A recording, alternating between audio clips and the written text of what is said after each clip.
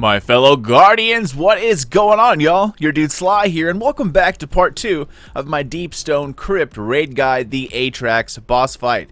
Atraks was a wall for many teams out there. Many teams have raged, quit, and just utterly been obliterated across the board. I spent well over 5 hours in Atraks on day 1 in contest mode, and I know the ins and outs of this raid pretty damn well because of it. So in this video, we're going to be diving into team composition, loadout, and of course mechanics. I'll give you all the tips I used to beat it on day 1, and by the end of this, you're going to breeze right through it.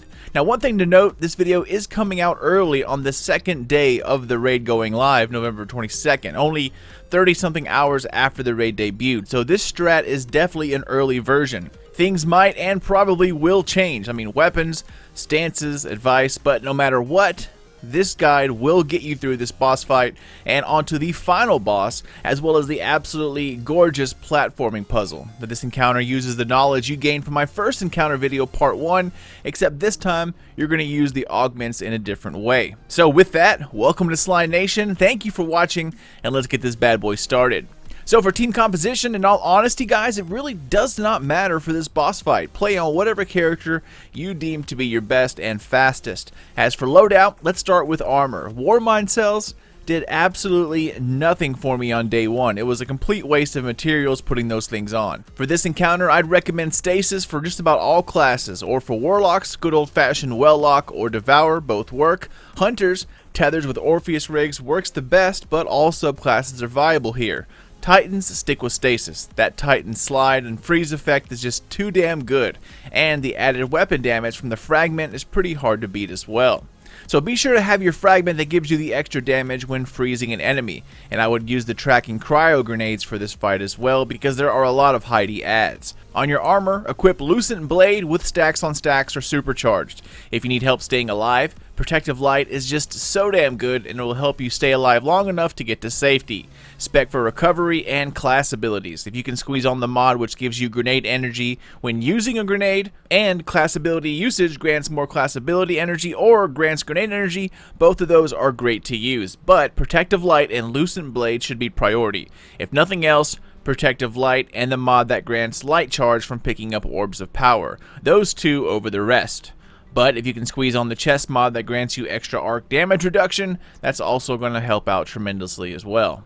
As for weapons, there are a few different ways you can go here, but this is what worked very well for my team and I. Again, what you see here is contest mode, so things may change. You want to use the guillotine sword for heavy, truth teller with major spec for special, and I went with a scout rifle or hand cannon for primary. However, you can use xenophage as a heavy if you wish. However, you will run into ammo problems later on in the fight, usually when you need it most. Be sure to have a primary or special that is masterworked so you can create orbs for yourself. This is crucial as you want to keep your Lucent Blade and Protective Light available when you need it most. Risk Runner, also a very good option here if you're using a sword. Everything shoots arc besides the servitors, so that's going to be pretty advantageous, especially since adds hide so much here. You can get them around corners with that tracking arc damage. Now, let's go ahead and learn the map, the mechanics, and then we'll set things into motion after that. So there are 2 levels for this encounter. We're going to call them upstairs and downstairs. Each level has a top and a bottom area to them. So you have top and bottom upstairs, top and bottom downstairs. To get to the upstairs area, there are rocket elevator pods located in the front of the room. Simply interact with them, which is E on keyboard, and I think square on PlayStation, X on Xbox. This will rocket you up to space and into a space station. Fairly simple, and we'll get to that next. For the bottom level room, again, there is a bottom area and a top area. From the back room where you entered, you're going to start out on the top of the lower level. So run around and acquaint yourself with the layout. Add spawn to the left and right of the rocket pods, which I'll just call pods from now on, and left and right walls. Bosses will be located in specific areas down here as well as up top. There's a boss on the right, which always stays there. Then there's a boss directly in the middle, right next to the pods. And finally, 2 bosses on the left, a lower left and a top left. These bosses will always stay close to those areas. Now, they might move a little bit, but nothing you can't figure out. You can either number them 1 through 4, left to right, with number 1 being the top left boss and number 4 being the far right boss, or you can just simply call them, top left, bottom left, middle, and right. Completely up to you, but number 1 through 4 causes less confusion for those who are new to this fight. Next, know where the Augment transfer machines are located. Now you'll find the Augment transfer machines on the lower left, lower middle, and upper right sides of the downstairs area. Taking the pod upstairs, you have a similar layout, but everything is wide open, which means ads can get you from all directions, but that also means things are easily visible up here. However, there are a couple of differences to take note of. First, there are airlocks upstairs, and you're going to have to use them. Some of these airlocks, however, only work as spawn points for the ads. The ones we need to worry about are the two immediate ones on your left. Coming out of the pod, it'll be on your top left, and right below that on the bottom left. And then on the right side, you'll have the one immediately on the bottom right. However, the top one is really the middle on that top level. The best way to label these guys is simply left and right, top and bottom. But just remember that the right side top is actually the middle one. You can see the transfer machines from all points in this room fairly easily. The boss placement up top is kind of odd, however. They're kind of like on all sides around you. You have the front, back, left, and right. Work with your team to call out placements in whichever way suits your team. Again, if the pods can be considered a starting point, the boss closest to pods is number 1. Then label them 2, 3, 4 going clockwise. I didn't spend a lot of time upstairs, so unfortunately I don't have the best viewpoints recorded. However, the top and bottom are pretty similar in terms of the main mechanic. Alright Guardians, so with the walkthrough done, now let's talk about those mechanics. Just like in the first encounter, you're going to be dealing with the yellow and red augments. Yellow is the scanner buff, red is the operator buff. I don't know why I call them buffs, I just do. The names tell you pretty much what they do. Operator means you can operate and engage with something. Scanner means that it scans an item of interest. For this encounter, Operator buff has 2 jobs. Number 1, they have to open the airlocks on the upper level by shooting the same computer chip looking thing on the wall as the first encounter, which I'll call keypads from now on. And they have to shoot something else, which we'll talk about next. Operator also has to send down the rocket pods by shooting the keypads as well. Once everyone is in place, immediately send 3 pods downstairs just to get that over and done with. Next, let's talk about Scanner. Now, Scanner has the important job of using the buff to identify which bosses are to be damaged and in which order. Scanners have to be fast, and they have to juggle quite a bit here, but so does the Operator. Scanners will have to look around at the bosses individually, and then keep an eye out for the yellow pixelated glow that surrounds the boss that needs to be damaged. Only the boss identified in yellow should be damaged. Damage the wrong one, and it's going to be a team wipe. The big difference between Scanner and Operator, at least for this fight, is that once Operator gets the buff, they keep it for the duration of the encounter. Scanners have to juggle it by sending it via the transfer machines at every damage phase. You only have 1 Scanner buff, but 2 players need to use it. Designate which 2 players will be taking the Scanner buff and know where the closest transfer machines are located in each area. Moving over to the Operator side, again, they have to open the airlocks by shooting the keypads. The reason why is because once you down a boss, they're going to drop what I simply called, a soul orb. Or whatever you want to call it, we'll just call it an orb. It's a debuff that counts down as soon as it drops, and the only way to reset it is for the Operator to shoot it off of a player that picked it up. You do this by shooting the purple orb above the player's head. Again, only the Operator can do this. Once the debuff is shot off, the orb will fall to the ground again, and the time resets just like it did after boss damage. It can then be picked back up with the timer restarted. This is absolutely crucial. However, the only way to really get rid of it, instead of just keep resetting it, is to space it out the airlock. For the first few weeks, until everyone learns this boss fight, it's best to try and have 1 person designated as the orb runner for each team. They will always try and grab the orb after the boss is down and then bring it to the airlock. 1 player does this for the upstairs, and of course 1 player does this for the downstairs. The Scanner, and especially the Operator, should stay away from grabbing this orb. While it is possible for the Scanner to do it, it adds in an extra layer of difficulty that really isn't needed. If Scanner accidentally picks it up after boss damage, don't freak out, simply transfer the Scanner back to the machine and then head to the airlock ASAP. You do have enough time, but you're going to be squeezing it. If the Operator grabs the orb, they cannot shoot it off of themselves, maybe with ricochet rounds, but that's for a different video. So if that happens, they're kind of screwed. So in short, Scanner identifies which boss to damage. Once it's dead, the boss will drop a debuff orb that counts down from 40 seconds. Once it hits 0, it kills the player. However, if the orb is left on the ground, it will wipe the entire team.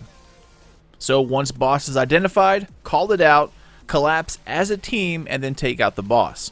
One player will grab the debuff, head to the airlock which the operator opens, you head inside, stop moving for a few seconds so the operator can get a clean shot to get it off of you, you leave it on the ground, get out of the airlock, and then it's spaced, simply rinse and repeat. Again, damage the wrong boss and it's a wipe. Fail to space the debuff and it's a wipe. If you are carrying the debuff and the timer hits 0, it will only kill the user who picked it up. But if left alone, it kills the entire team. Now, one thing to note here is that while the debuff orb will reset its time when shot off the player, it starts to count down immediately once it hits the ground. That's when it falls off of a boss or off of a guardian, it doesn't matter. So these are priority. Now, even though you have 40 seconds, which is a decent amount of time, if you can't find it for 10 seconds because it was blasted off into a corner, you only have 30 seconds left to get it out the airlock or have it shot off by the operator. And since the downstairs team has to take the rocket pod, I think the rocket pod takes between 9 and 11 seconds. I can't exactly remember, but that's even less time.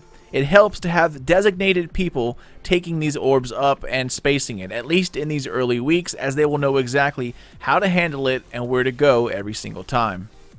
As with the other encounter, the operator and scanner augments will first come in by way of vandals. Operator appears downstairs at first, scanner appears upstairs, and they can appear anywhere ad spawn. That's left, right, center, top, and bottom, so be sure to keep a lookout and call it out when you see it. Try not to kill the vandal with the scanner or operator buff close to a boss, because once it drops, you're going to have to pick it up, and the stomp mechanic hurts and usually will kill you. Alright Guardians, so with that info out of the way, let's set all of this into motion. This encounter requires splitting up into 2 teams of 3, a downstairs team and an upstairs team. To start it off, have the 3 going upstairs hide by the pods as it begins. This way they can take the pods up immediately once they grab the purple orb to kick it off. Warlock Rift helps a lot here. I was on the downstairs team and I was responsible for scanner, so that's where my viewpoint lies, and I was responsible for the left side of this room. The left side has 2 bosses to worry about. It's definitely the harder side to deal with. Middle is frustrating because you have a long distance between you and the ads and they love to hide, so scouts work very, very well here. Also, when ads start to spawn, take them out with scouts or truth teller the instant you see them. Try to burn them down as they are grouped up. Shanks will also spawn, so keep a lookout for them, and be sure to watch for vandals carrying the scanner or operator buffs. If you kill one of them and the buff goes away, don't freak out, they will reappear. The bosses here can wrap their shots pretty much around pillars and corners, so constantly be on the move or have a good place to hide while taking out ads. Enemies constantly spawn no matter how many you take out, so try to take out as many as possible anytime you are able, whether it's on your side or not. So once it starts, the first couple of enemy wave comes out, take them out. Once they are down, a new wave will then spawn. This time, however, with servitors. Again, you'll see at the bottom of your screen that sentinels are blocking out access, just like in the first encounter. This means that the augment transfer machines are not up and running, which means you cannot send the buff. The servitors are blocking them. The good thing is that you have plenty of time here. Of course, the faster the better, but don't rush it. Servitors spawn upstairs first and then downstairs second. Keep 1 servitor alive out of the 3 and help any side that needs it. Once all the enemies and servitors are down, go ahead and kill the final one, and then everything really gets started. Once everything's good to go and both the scanner and operator buffs have been picked up, that's when you want to kill the final servitor. This starts the official damage round. Keeping these servitors alive helps things out tremendously, so I definitely recommend it. As soon as the transfer machines are available, put the operator augment into the machine as soon as you can. Anyone can do this, and again, the operator buff spawns in downstairs. However, you need to send it upstairs because that's where the airlocks are.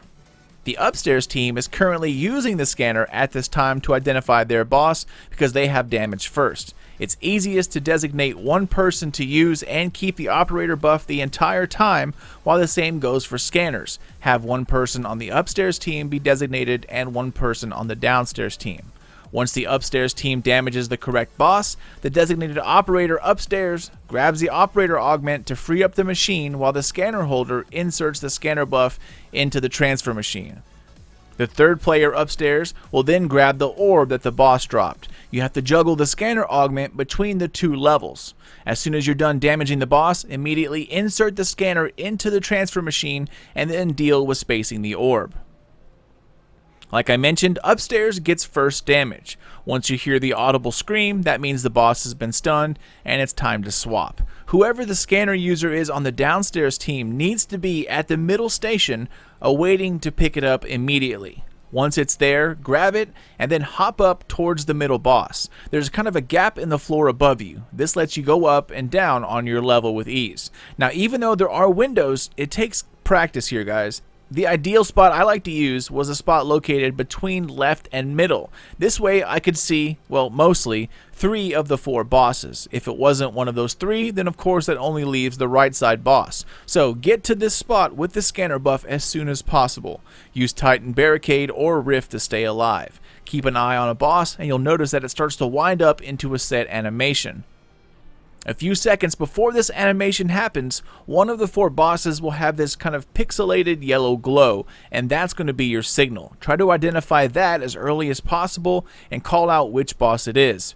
For instance, you can number them 1 through 4 left to right, or simply top left, bottom left, middle, and right. Either way works, but 1 through 4 is usually the easiest. The earlier you identify your boss, the better it is, because this lets you and your team get into position. Now, do not jump the gun here, guys. You have a decent amount of time to do damage if you timed everything correctly. So what you want to do is identify your boss, call it out, and then wait for your teammates to get close.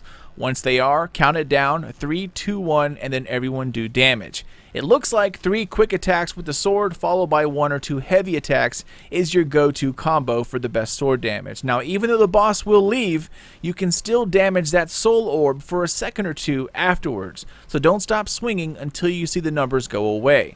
Also, throw a stasis grenade down before you start doing damage because of course you get an extra damage boost for freezing an enemy with that fragment. Again, you can find that on one of the fragments you put into your aspects. Once the boss is down, the scanner user then needs to deposit the scanner buff back into the transfer machine immediately, because now the upstairs team has to do damage to their second boss.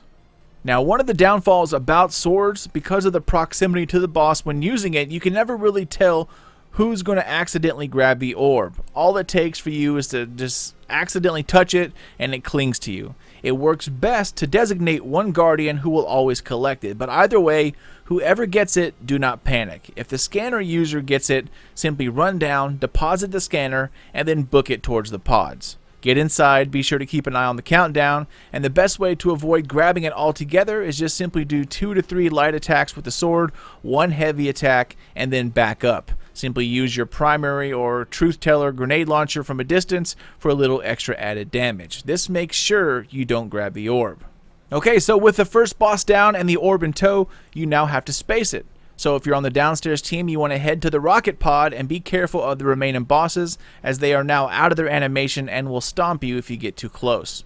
So hop into the rocket pod, and as you are on the way up, ask the operator upstairs which door or airlock you need to deposit the orb in. It doesn't really matter which airlock they want to use, but to make things simpler for the upstairs team, you want to take your orb to the operator. So you're going to use the airlock closest to wherever they are at.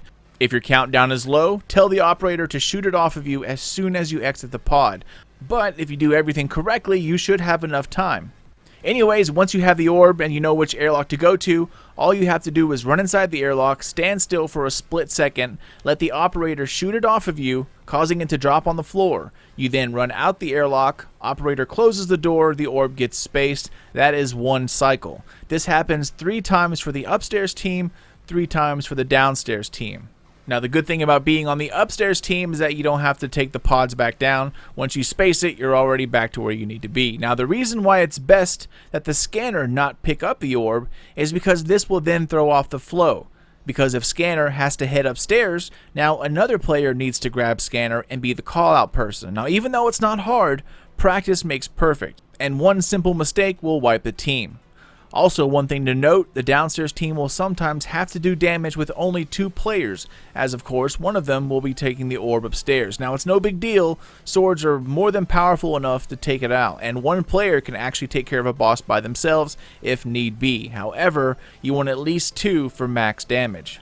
The main thing here is to be sure that the scanner buff gets back into the transfer machine as fast as possible, and each scanner user needs to be at the machine ready to pick it up when it is available. The faster you can make this part happen, the easier the flow of the entire fight, as it gives you plenty of time to set up and identify the boss and do damage. Now, if you have a bad internet connection, do not become the scanner user. The yellow glow glitches a lot, and it won't show up on one of the bosses until a few seconds after the animation has started, which then causes confusion because you don't see it, so you run to the fourth boss, but however, it's not on the fourth boss because it just glitched out. You end up doing the wrong damage and you wipe. It's a pain in the ass, but it definitely happens. Both upstairs and downstairs are really doing the exact same thing. You're just finding the correct boss, collapsing as a team, then downing the boss, putting the scanner into the transfer machine, and then spacing the orb after the bosses drop.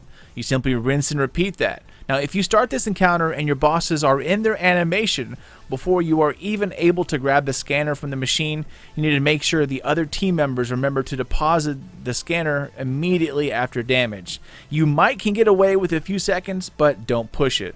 Like I mentioned, the faster you get that scanner back into the transfer machine, the faster the other team can get ready. During contest mode, it took us 3 phases due to the damage increase, but now it can be done in 2 easily. So with that phase out of the way, let's talk about the final one, the last stand.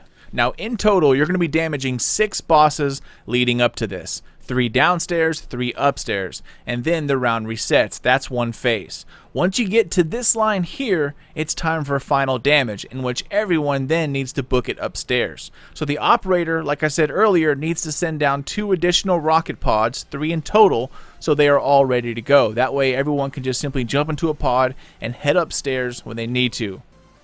Again, simply shoot the keypad as an operator to call the pods up or down.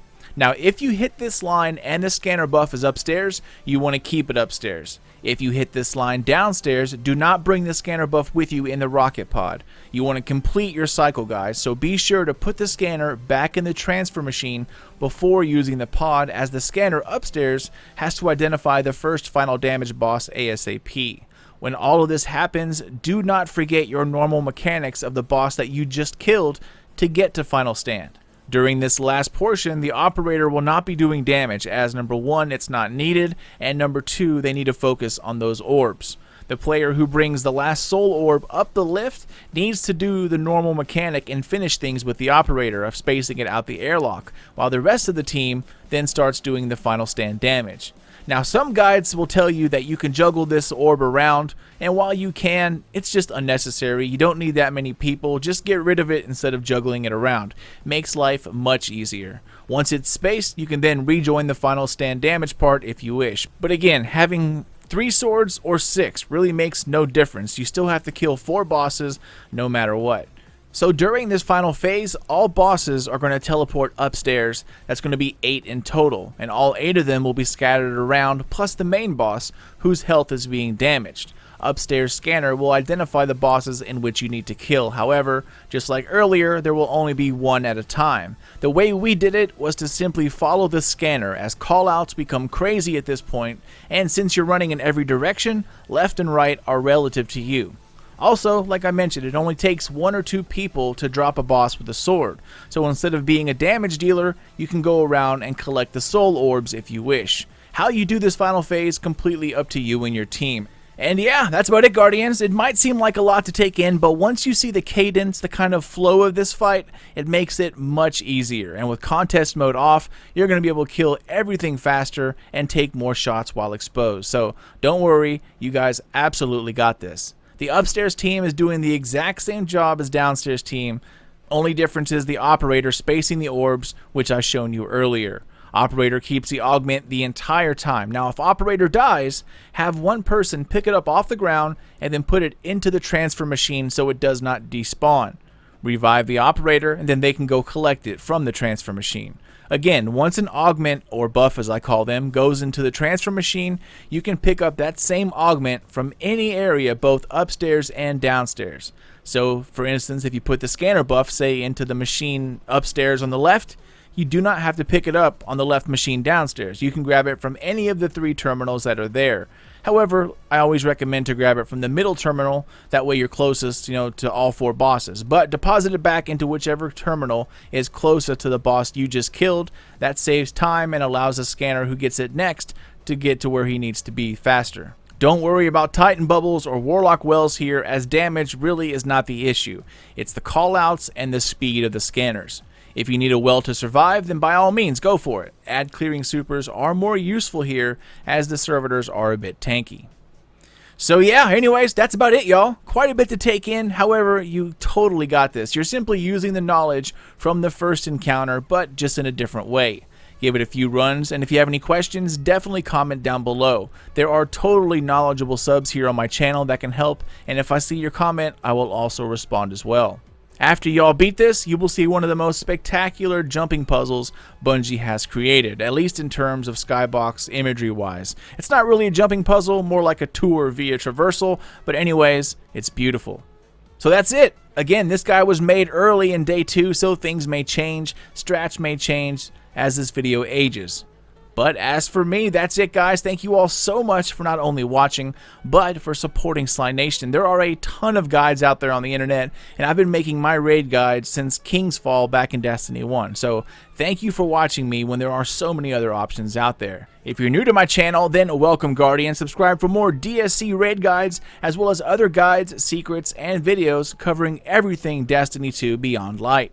Spank that thumbs up or down if you liked, loved, or hated the video, and if you wish to get in touch, business or otherwise, SlyNationGaming67@gmail.com. Check me out over on the socials as well, at Sly_Nation on Twitter, Sly Nation Gaming on the FB. Take care, y'all, and keep those eyes open for more Sly Nation Gaming videos coming out here soon, but until then, this is your dude Sly, and I'll see you all in part 3.